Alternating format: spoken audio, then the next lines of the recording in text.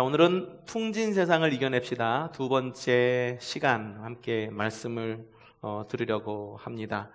초기 그리스도인들은 엄청난 핍박 가운데에서 살았습니다. 여러 가지 핍박, 나라의 핍박, 그리고 사람들의 핍박, 이런 핍박 가운데 살았던 그리스도인들, 과연 그들에게 어떠한 말로 위로를 전할 수 있을까요? 사실 그 어떤 말로도 위로의 말을 전할 수는 없을 것입니다. 그래서 마가는 그들에게, 핍박받고 있는 그들에게, 마가복음이 쓰여질 당시 핍박받고 있었던 그들을 위해서 기도하며 그들에게 설교를 하고 있는데, 설교하면서 기록한 그 책이 바로 마가복음입니다. 마가는 그의 복음서를 통해서, 마가복음을 통해서 초기 그리스도인들에게 뿐만 아니라 지금 우리에게도 풍진 세상을 이겨 나갈 힘을 더해 줍니다. 자, 풍진이라고 하는 말, 여러분들 지난주에 함께 무슨 의미인지 들어보셨죠? 자, 풍진이라는 것은 세상에서 일어나는 어지러운 일이나 시련을 의미합니다. 지난 시간 예수님의 제자들은 갈릴리 호수에서 풍진 바다를 맞이하여서 어려움을 겪었습니다. 근데 그 바다에서 어려움을 겪을 때 그들은 그 풍진 바다를 충분히 이겨낼 수 있었죠. 어떻게 해서 이겨냈다고 그랬는지 혹시 기억이 나시나요? 예, 그 배에는 예수님께서 함께 계셨고 고물에 계신 예수님을 깨움으로 인해서 그들은 어려움을 이겨낼 수가 있었습니다. 그래서 지난주에 말씀드렸어요. 이 풍진 세상을 어떻게 이겨낼 것인가? 바로 내 안에 계신, 주무시고 계신 예수님을 깨웁시다. 또 하나는 나의 잠자고 있는 영혼을 깨웁시다. 기도로 깨우고 찬송으로 깨우고 말씀으로 깨웁시다라고 말씀을 드렸고, 또 한 가지는 어떡하라고 말씀을 드렸냐 하면은 서로가 서로를 혐오하는 이 세상입니다. 기침하는 사람 혐오해요. 왠지 기침하면 한번 이렇게 쳐다보기로 하죠. 저도 설교하다가 종종 사례가 들려요. 침을 삼키다가 말을 하다가 침이 넘어가거든요. 그럼 목에 딱 걸려요.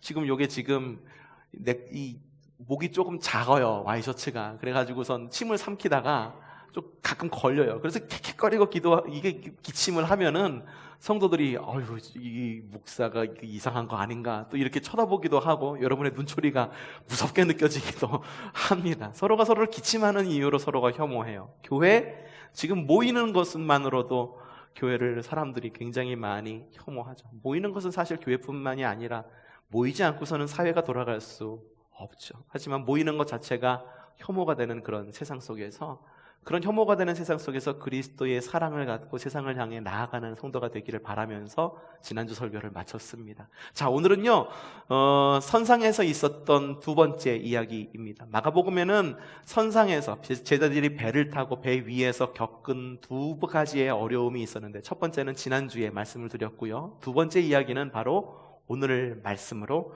이어집니다. 오늘 말씀에서 역시 제자들은 예수님으로 말미암아 풍랑을 이겨냅니다. 근데 이 이야기 직전에 어떤 이야기가 있냐 하면은, 이 이야기 직전, 제자들이 풍랑을 이겨내기 직전에 오병이어 이야기가 앞서서 나오고 마가복음에 바로 이어서 이 풍랑을 이긴 이야기가 등장을 합니다. 오병이어의 기적 여러분들 잘 알고 계시죠? 그렇죠? 예수님께서는 갈릴리에서 공생의 사역을 하십니다. 가버나움을 중심으로 해서 갈릴리 지역에 복음을 전하십니다. 많은 무리들이 예수님을 쫓아옵니다. 쫓아온 무리들에게 하나님 나라를 선포하세요. 그리고 몸이 아픈 자들을 치유하시고 마음이 상한 자들을 어루만지시면서 그들을 만지시고 치유하십니다. 어느 날 주님께서 만지시고 치유하시는 가운데 있었는데 저녁이 되었습니다. 사람들이 예수님의 말씀에 집중해서 이렇게 듣다 보니까는 밤이 되기까지 아무것도 먹을 수가 없었던 거예요. 먹을 것이 없었어요. 그 당시에 모인 사람들은 성경에 보니까는 대략 5,000명이라고 이야기합니다. 성경을 자세히 읽어보신 분들은 아시겠지만 이 5,000명이라고 하는 숫자는요, 남자만 숫자인 거예요. 남자만 센 숫자인 거예요. 그러니까 여성과 아이들까지 포함된다고 한다면 적어도 2배 내지 3배의 사람들이 그것 가운데 모인 거죠. 주님께서 제자들에게 이야기합니다. 너희가 좀 먹을 것을 줄이지 않으련? 이라고 제자들에게 이야기를 하죠. 제자들이 이야기합니다. 선생님, 예수님, 예수님, 이 많은 사람을 먹이려고 하면 최소한 200데나리온이 필요합니다. 200데나리온이 필요합니다. 라고 이야기를 합니다. 200데나리온은요, 지금 우리 돈으로 환산하면 대략 한 2천만 원 정도 되는 어마어마한 금액입니다. 2천만 원이라고 하는 재정을 쏟아 부어야지만 먹을 수 있는 금액이죠. 더군다나 그곳에는 남자들만 모여 있는 것이 아니라 여성들, 아이들도 함께 모여 있었던 거예요. 또 식성이 좋은 남성들 같은 경우에는, 죄송합니다, 식성이 좋은 여성들 같은 경우에는 빵을 하나만 먹는 것이 아니라 2개도 3개도 먹을 수 있는 상황이었죠. 제자들이 이야기한 예수님 최소 200데나리온이 필요합니다 라고 하는 이 말은 먹을 수 있단 말입니까? 없단 말입니까? 먹을 수 없단 얘기예요. 자신들에게는 그러한 능력이 없단 이야기입니다. 이때 소년 하나가 보리떡 5개와 물고기 2마리를 예수님께 내어놓고 헌신하고, 소년의 헌신과 예수님께서 하신 그 축사로 말미암아 모두가 배불리 먹고 12광주리가 남았다라고 하는 것이 바로 오병이어의 기적입니다. 이 오병이어의 기적을 보고 그리고 느끼고 경험한 사람들은 예수님에 대해서 뭐라고 고백하고 있냐면 이렇게 고백하고 있습니다. 함께 보도록 합시다. 시작. 사람들은 예수께서 행하신 표징을 보고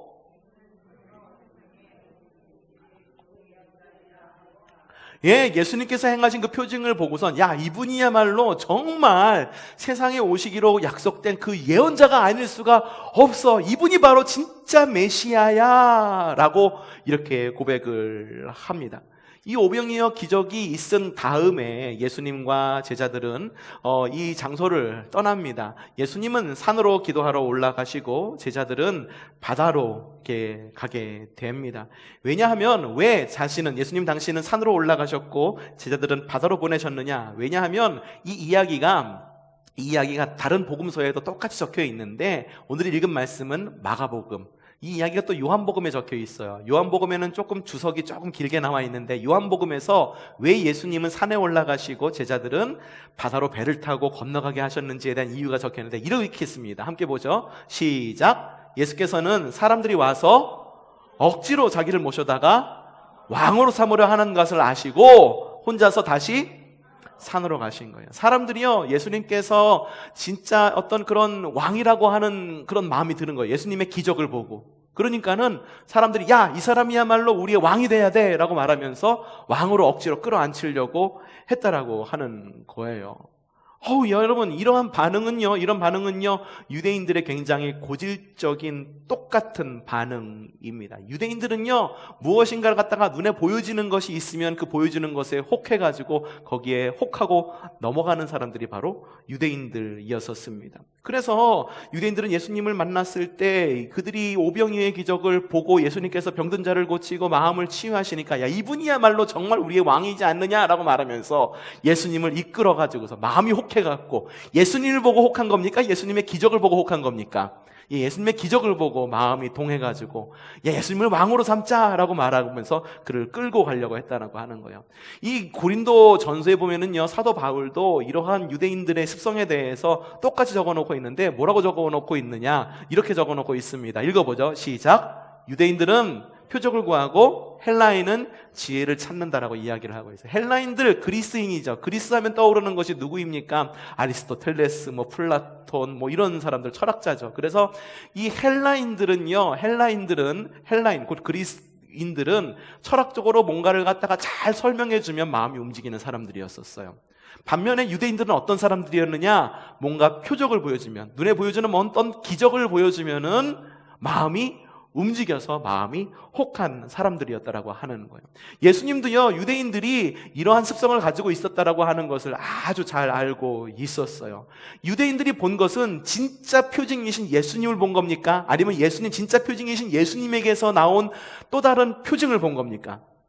예수님의 본 것이, 진짜 표징이신 예수님을 본 것이 아니라 예수님의 행하신 이적을 본 거예요. 그래서 예수님께서는 이렇게 이야기를 해요. 한번 읽어보죠. 예수께서 그들에게 대답하셨다. 내가 진정으로 너희에게 말한다. 너희가 나를 찾는 것은 표징을 보았기 때문이 아니라 빵을 먹고 배가 불렀기 때문이야. 진짜 표징인 나를 보고선 그런 것이 아니라 그들이 내가 행한 기적, 그들이 내가 배불리 먹여주니까는 그 표징을 보고 나를 갖다가 그렇게 왕으로 삼으려고 한 거지, 절대 그들이 나를 갖다가 진짜 왕으로 삼으려고 그런 게 아니야라고 주님께서 말씀을 하시는 거예요.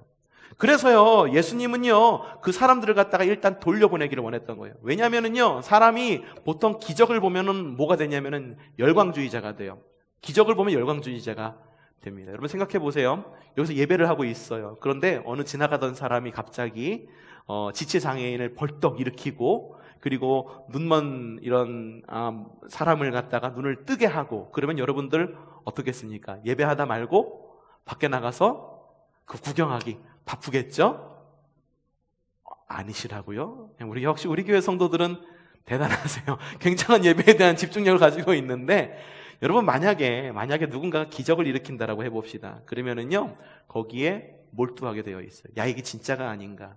야, 이게 정말 말한 그리스도가 아닌가? 몰두하게 되어 있어요. 예수님께서는 기적을 보여주신 다음에 사람들의 마음을 좀 진정시키기를 원했어요. 그리고 예수님께서 행하신 기적이 아닌 그 스스로의 예수님의 모습을 보여주기를 원했던 거예요. 그래서 예수님은요, 사람들을 돌려보내려고, 제자들은 어디로? 배를 타고 건너로 건너가게 하시고, 예수님은 어디로? 산으로 기도하러 올라가신 거예요.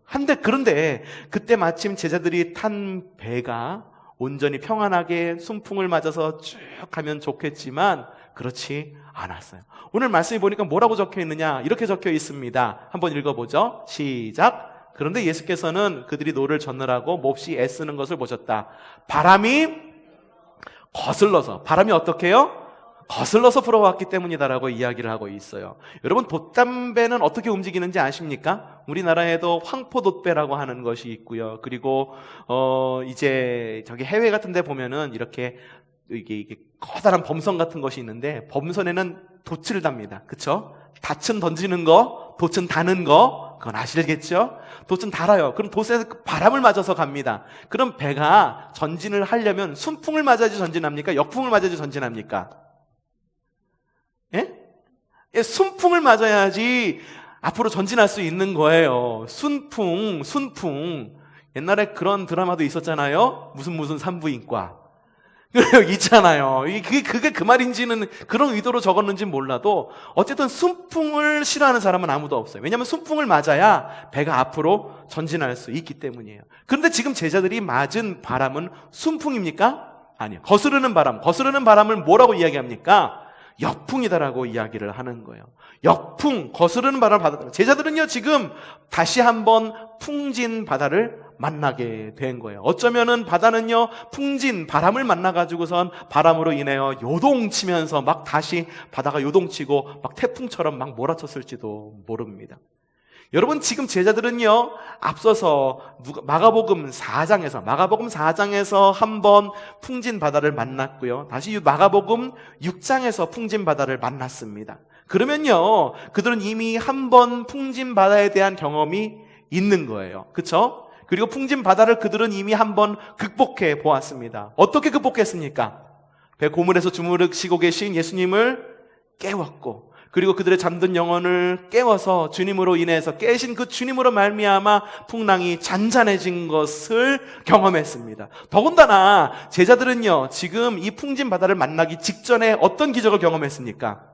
오병이어의 기적을 그들은 경험을 했어요. 자, 그렇다고 말한다면 그들은 이미 한번 경험한 풍진 바다였고, 그리고 오병이어의 기적을 한번 경험했으니까, 그래, 주님이 우리와 함께 하시지, 우리는 이것을 능히 이길 수 있어 라고 생각하면서 이 위기를 능숙하게 극복했을까요? 그들은 유대인들과 뭔가 조금 달랐을까요? 결코 다르지 않았어요. 풍진 바다가 일자 그들은 어떻게 했냐면 예수님을 먼저 찾는 것이 아니라 그들이 했던 경험을 찾았어요.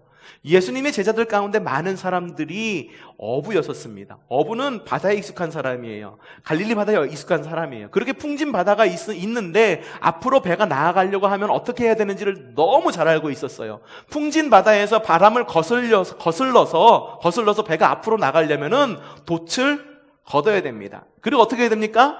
노를 저어야 된다라고 하는 거죠. 이거 뭐냐면 그들의 경험을 따라간 거예요. 야, 이렇게 이러한 상황이 주어지면은 돛을 걷고 노를 저어야지 앞으로 나갈 수 있어 라고 말하면서 그들이 할 수 있는 최선의 방법을 선택한다라고 하는 거예요. 야, 정말요. 그들은요, 정말 어떻게 보면은 참 미련할 수가 없어요. 그들이 해결할 수 있는 방법은 그게 최선이었을까요? 아니에요. 그들에게는 분명히 최선의 선택이 있어요. 노를 젓는 것, 그것은 그들의 차선의 방법이었었습니다. 최선의 방법은 무엇이었나요? 예수님을 깨우는 것이었고요. 예수님께 도와달라고 하는 것이었어요. 더군다나 이 제자들은 바로 이 일이 일어나기 직전에 무엇을 경험했다? 오병이어의 기적을 경험했어요. 그런데 그들은 여전히 그것을 깨닫지 못하고 있었어요. 그래서 마가복음에는 뭐라고 적혀 있느냐? 이렇게 적혀 있습니다. 봅시다. 시작. 그들은 빵을 먹이신 기적을 깨닫지 못하고 어떻게 했다? 마음이 무뎌져 있었기 때문에. 그렇기 때문에 그들이 선택할 수 있는 최선의 방법인 주님을 부르는 방법 이외의 차선의 방법인 그들이 해왔던 경험을 의지할 수밖에 없었다라고 하는 거예요. 그들의 마음이 무뎌져 있었어요. 아무리 무뎌져 있다라고 그래도, 아무리 무뎌져 있다 하더라도, 이거는 그들이 아무리 그래도 바보가 아니면은 주님의 기적을 이미 맛보고, 그리고 기적을 이미 오병이어의 기적을 그들은 할 수 없다라고 말하는 200데나리온이 필요하다라고 하는 했지만 그들은 불가능하다고 했던 그 오병이어의 기적을 이미 경험을 했고, 그리고 이미 한 번 이 풍진 바다를 경험한 이 제자들, 그래도 제자들 너무 무식한 것 아니야? 라고 우리는 생각할 수 있습니다. 하지만 왜 그들의 마음은 무뎌져 있었고 여전히 그들의 방법을 찾을 수밖에 없었을까요? 이게 마가복음에 또 남아있어. 그 이유가 있어요. 뭐냐면 이게 넘어가라 이렇게 적혀 있습니다. 한번 보죠. 시작. 날이 저물었을 때에 제자들의 탄배는 바다 한가운데. 예수님은 어디에 있었습니까? 홀로 무태에 계셨어요. 이 전에 있었던 마가복음 4장에서 풍랑을 만났을 때는요, 예수님과 제자들은 한 배에 있었어요. 근데 지금은 좀 달라요. 어떻습니까? 예수님은 산 위에 계시고 제자들은 바다에 있는 거예요. 그러니까는 제자들은요,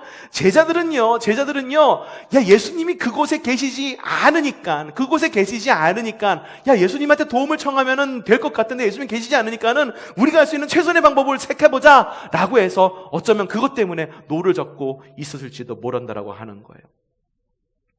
사람들은요, 지금의 위기는 과거의 것과 다르다라고 이야기를 합니다. 위기를 닥쳤을 때 언제나 그렇게 반응한다라고 하는 거죠. 과거에도 분명히 어려운 일을 겪었습니다. 하지만 지금 겪는 일이 훨씬 더 큰 어려움이다라고 이야기를 합니다. 그래서 이렇게 표현하죠. 역대 최대 위기 상황. 성도들을 봐도 마찬가지예요. 똑같은 어려움을 겪는 성도들이 있어요. 그래서 물어봅니다. 성도님 지난번에도 그렇게 잘 이겨내셨잖아요. 이번에도 잘 이겨내실 거예요. 라고 말하면 뭐라고 반응하냐면 대부분 목사님 그때 신앙은 너무 뜨거웠었어요. 그땐 예수님만 붙들면 뭐든지 할 수 있을 것 같은데요. 지금은요 그 신앙 다 까먹어서 냉랭한 가슴만 남아있어서 지금은 이겨내기 힘들어요. 라고 말합니다. 또 다르게 이야기하기도 해요. 아무도 몰라요. 내가 겪는 아픔은요, 다른 사람들이 겪는 아픔과는 달라요. 누가 내 마음을 알아줄 수 있어요. 라고 그렇게 이야기를 합니다. 만약에 예수님께서 여러분에게 지금 당장 오병이어의 기적을 보여주신다고 한다면 우리의 이러한 말과 행동은 달라질 수 있을까요? 글쎄요. 앞으로는 가망이 있을까요? 글쎄요. 과거의 제자들과 별 다르지 않을 거예요. 앞으로도 우리에게 어려움이 닥친다 할지라도 우리는 또다시 이렇게 반응할 거라고 하는 거예요. 그때도 변함없이 우리의 방법을 찾아 역풍의 노를 저을 것이고요. 빵을 먹이신 기적은 깨닫지 못할 거고요. 마음이 무뎌져서 과거의 위기, 과거의 신앙과는 다르다고 그렇게 이야기를 할 거예요. 우리의 신앙은 주님 안에 있지 않고서는 쉽게 자라나지 않는다라고 하는 거예요. 우리의 성품 역시 쉽게 변치 않는다라고 하는 거예요.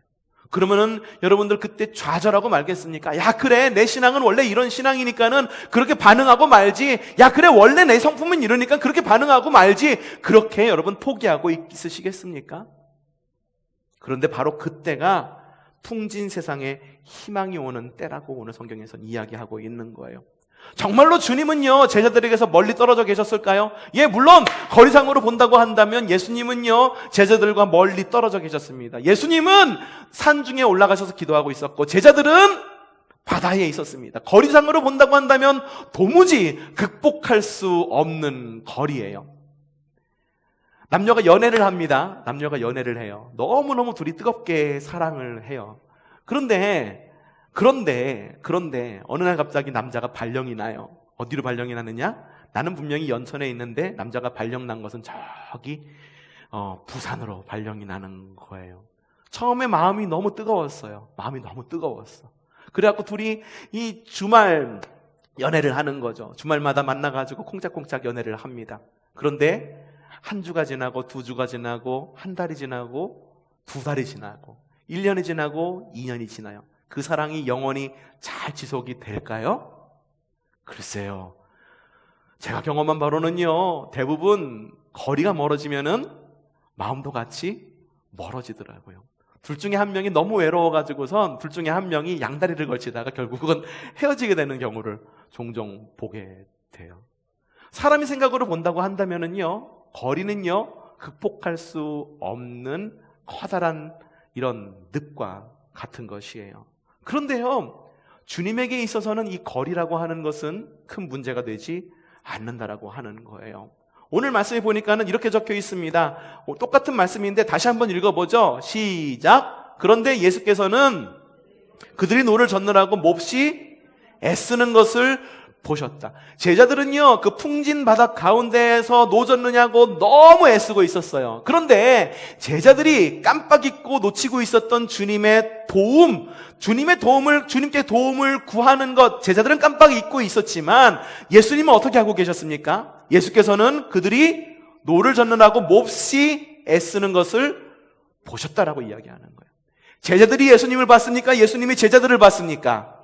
예수님이 제자들을 보았다라고 하는 거예요. 제자들이 예수님을 구했습니까? 제자들이 예수님을 구했습니까? 예수님이 제자들을 구했습니까? 예수님이 제자들을 구하셨다라고 하는 거예요. 예수님은 먼저 보셨어요. 그들이 어려움 가운데 있다는 것을 보시고 어떻게 하셨느냐? 한번 읽어보죠. 시작. 예수께서 바다 위를 건너 그들을 지나쳐 가려고 하셨다. 그리고 예수께서 그들의 담배에 오르시니 바람이 그쳤다. 그래서 제자들은 몹시 놀랐다. 제자들이 그들이 노를 저어서 제자들이 스스로 그를 구원했습니까? 주님이 오셔서 그들을 구원하셨습니까? 제자들을 구원한 것은 제자들의 노력이었습니까? 제자들이 정말 열심히 노를 잘 저어가지고 그들의 직업이 어부였으니까는 어부답게 열심히 노를 잘 저어서 역풍을 이겨낸 것입니까? 아니면 주님께서 오셔서 그들을 구원하신 것입니까? 주님께서 오셔서 구원하신 것은 제자들이 노를 갖다가 잘 못 저어서 예수님께서 구원하신 것일까요? 아니에요. 분명히 제자들은요, 그 가운데 어부도 있었기 때문에 굉장히 능숙하게 노를 저을 수도 있었을 것입니다. 하지만 그들을 구한 것은 능숙하게 노를 저어서 그들 스스로가 그들을 구원한 것이 아니라 주님께서 그들을 보시고 그들에게 오셔서 주님께서 구원하셨다라고 하는 거예요. 제자들은 어쩌면 그렇게 생각했을지 모릅니다. 주님은 멀리 계셔. 그러니까 주님께서 당장은 우리에게 도와주시지 못하니까는 지금 당장 노라도 열심히 져야지. 근데 성경에서는 뭐라고 적혀 있는지 아십니까? 이사야서 말씀입니다. 함께 읽어봅시다. 시작. 주님의 손이 짧아서 못하는 것도 아니요, 주님의 귀가 듣지 못하시는 것이 아니다. 오직 너희 죄악이 너희와 너희 하나님 사이를 갈라놓았고 너희 죄 때문에 주님께서 너희에게 얼굴을 돌리셔서 너희의 말을 듣지 않으실 뿐이다. 여러분, 주님은요, 우리를 구원하시기에, 이스라엘을 구원하시기에 결코 손이 짧으신 분이 아니시다라고 하는 거예요. 주님은 귀가 어두우셔가지고 이스라엘이 뭐라고 부르짖어도 라고 말하면서 듣지 못하시는 분이 아니시다라고 하는 거예요. 제자들이 생각한 것처럼, 혹은 우리가 생각한 것처럼 주님은 저기 멀리 계시니까는 주님이 우리를 도우시기에는 너무 거리가 멀어. 그러니 우리의 힘으로 노를 한번 저어보자 라고 생각할 만큼 주님은 멀리 계신 주님이 아니시고, 혹시 멀리 계시다 할지라도 주님은 능력이 있으셔서, 주님의 손은 기셔서, 주님의 손은 능력이시고 전능하셔서 그들을 도우실 수 있는 분, 제자들을 도우실 수 있는 분, 그리고 우리를 도우실 수 있는 분이시다라고 하는 거예요. 주님은요, 언제나 오시는 주님이셨습니다. 홀로 계신 주님이 창조주로 우리에게 오셔서 우리를 창조하십니다. 그리고 이스라엘 백성들에게 오셔서 노예 이스라엘을 구원하십니다. 무엇보다도 우리의 하나님은 성육신 하셔서 예수 그리스도의 몸을 입고 우리에게 오셨습니다. 주님의 오심은 구원받을 자의 자격과는 아무 상관없습니다. 구원받을 사람이 자격이 있어서 주님께서 오셨나? 아닙니다. 자격이 있다라고 하는 것은 무엇인가 존재할 때 자격이 있는 거죠. 그렇다고 말한다고 한다면 주님께서 어떻게 세상을 창조하실 수 있어요? 세상을 창조하실 때 무에서, 없는 것에서 있는 것을 만드셨잖아요. 주님께서 천지를 창조하시려고 이 땅 가운데 오신 것은요, 주님의 전능하심의 하나의 증거예요. 주님이 우리를 얼마나 사랑하시는 것인지에 대한 증거예요. 곧 주님의 모든 오심, 성경 가운데 적혀있는 모든 오신 주님에 대한 이야기는요, 구원받을 자와는 구원받을 자의 자격과는 상관이 없는 주님의 사랑을 근거로 한 주님의 전지전능하심을 증명하는 사건이 바로 주님의 오심의 사건이라고 하는 거예요. 주님에게는 두 가지 성품이 있습니다. 하나는 아버지 하나님으로서의 모습, 또 하나는 어머니 하나님으로서의 모습. 부성과 모성 둘 다 가지고 계신 분이 우리 하나님이세요. 그래서 아버지 하나님이라고 하면은 우리를 이렇게 혼내시기도 하시고 의로우신 하나님. 근데 어머니의 모성을 가진 하나님은 어떠한 성격을 가지고 있을까요? 품어주시고 사랑하시는 그런 모습. 성경에는 그래서 예수님의, 하나님의 그런 주님의 그러한 성품을 나타내는 두 단어를 묶어서 언제나 소개합니다. 은혜와 진리이신 하나님, 사랑과 공의의 하나님, 구원과 심판의 하나님. 그런데요, 주님의 오심이라고 하는 이 사건은요, 주님의 그 어떠한 그 한 성품, 주님의 부성과 주님의 모성, 은혜와 진리, 사랑과 공의, 구원과 심판, 그 어느 한 성품에도 치우침이 없는 가장 높으신 주님의 은혜다라고 이야기를 하는 거예요. 구원받을 자의 자격과는 상관이 없습니다. 그렇기 때문에 주님께서는 제자들에게 다가갈 수 있으셨던 거예요. 주님께서 다가가신 것은 제자들이 원했기 때문에 제자들에게 간 것이 아니라 주님께서 선택하시고, 주님께서 전능하시고, 주님께서 전지하시고, 주님께서 그것을 선택하시고 제자들을 사랑하셨기 때문에 제자들에게 다가가신 것이라고 하는 거예요.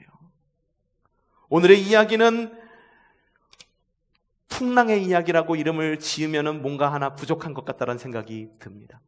오늘의 이야기는 풍랑에 관한 이야기가 아니라 오히려 예수님에 대한 이야기가 아닐까, 그런 생각이 들어요. 이거 그냥 예수님에 대한 이야기, 그 가운데에, 성경 가운데에 있는 많은 예수님에 대한 그런 모습들 가운데에서도 특별히 오신 주님에 대한 이야기가 아닐까 싶습니다. 그때의 제자들처럼 우리 역시 풍진 바다를 건너갑니다. 그리고 풍진 세상을 살아갑니다. 지금의 시대가 바로 그런 시대가 아닐까 싶어요. 역대 최대의 위기라고 말하는 지금의 시기. 아까 장로님 기도하실 때에 전 세계적으로 이 위기의 상황을 선포했다라고 이렇게 이야기를 하셨는데, 모든 사람들이 그렇게 이야기를 합니다. TV를 틀었다, 인터넷을 들어갔다, 그러면 들려오는 소식은 뭐냐 하면은, 들려오는 이야기냐 뭐냐 하면은, 야, 과연 이것을 갖다가 어떻게 극복할 것인가, 어떻게 이겨나갈 것인가에 대한 이야기는 거의 들려오지 않고, 야, 지금의 상황이 얼마나 큰 위기인가, 얼마나 바람이 거세고 풍진 세상이고 풍진 위기이고 얼마나 위기인지만 그런 이야기만 잔뜩 쏟아내고 있다라고 하는 거예요. 그래서 그런 이야기에 자꾸 귀를 기울이면요, 우리가 이미 한 번 겪은 위기임에도 불구하고, 그리고 그 위기를 헤쳐나갈 방법을 알고 있음에도 불구하고 자꾸만 역풍에 자꾸만 노를 지으려고 자꾸만 노력만 한다라고 하는 거죠. 바로 직전에 겪은 기적도 완전히 망각한 채 주님의 섭리하심에 완전히 무뎌지게 된다라고 하는 거예요. 그래서 입 가운데에 그런 말을 붙이고 삽니다. 야, 지금의 위기가 역대 최대의 위기야. 역대 최악이야. 야, 내가 겪는 위기는 남들의 것과는 달라. 여러분, 불신앙의 사람들은 그럴 수 있습니다. 하지만 그리스도인은 달라야 합니다. 바람 그리고 위기에 대한 이야기를 넘는 예수님에게 귀를 기울일 줄 알아야 된다라고 하는 거예요. 예수님께 집중할 수 있어야 된다라고 하는 거예요. 여러분, 오늘 읽은 말씀은 마가복음에 있는 말씀입니다. 근데요, 성경에는 복음서가 몇 권 있는지 아십니까? 복음서가 몇 권 있습니까? 4권이 있습니다. 4권. 4권이라고 하지 않고 보통은 4권이라고 이야기를 합니다. 4권이 있어요. 마태, 마가, 누가, 요한. 이 복음서에는요, 조금씩 다르게 오늘의 사건을 기록하고 있는데, 오늘의 사건을 갖다가 조금 다르게 기록하고 있는 마태복음을 보면요, 오늘의 사건 가운데 뭐가 하나 더 추가되는지 아십니까? 오늘의 사건에서 똑같이 제자들이 갈릴리 바다에서 폭풍을 만나요. 근데 예수님이 산 위에서 기도하시다가 갈릴리 호수로 내려오세요. 근데 그걸 갖다가 배에 있던 사람들이 깜짝 놀라면서 유령이다, 귀신이다 깜짝 놀랍니다. 근데 그렇게 다가오는 예수님을 바라본 사람이 있어요. 누군지 아십니까? 베드로예요. 마태복음에 그게 기록되어 있어요. 그 베드로가 주님을 발견해요. 그 주님 발견하자마자 베드로가 너무 반가운 거예요. 이 얘기하는 거예요. 주님께서만 할 수 있다라고 말씀하시면은 주님 너무 반가운데요. 주님께서만 할 수 있다고 한다면은 내가 주님을 바라보고 이 풍랑 가운데 걸어가서 주님을 만나뵙기 원합니다라고 이야기를 합니다. 주님께서 오라라고 이야기해요. 베드로가 어떻게 합니까? 믿음을 가지고 풍랑에 발 하나를 내딛습니다. 한 걸음 내딛습니다. 주님만 바라보고 내딛은 거예요. 한 걸음 내딛는데 주님만 바라보고 갔을 때에는 그 위를 걸을 수 있었어요. 그런데 갑자기 보여지는 게 뭐였나요? 풍랑이 있는 바다가 보이는 거예요. 주님을 바라보다가 무엇을 바라봤습니까? 풍랑이 있는 바다에 초점을 맞췄을 때 베드로가 어떻게 됐나요?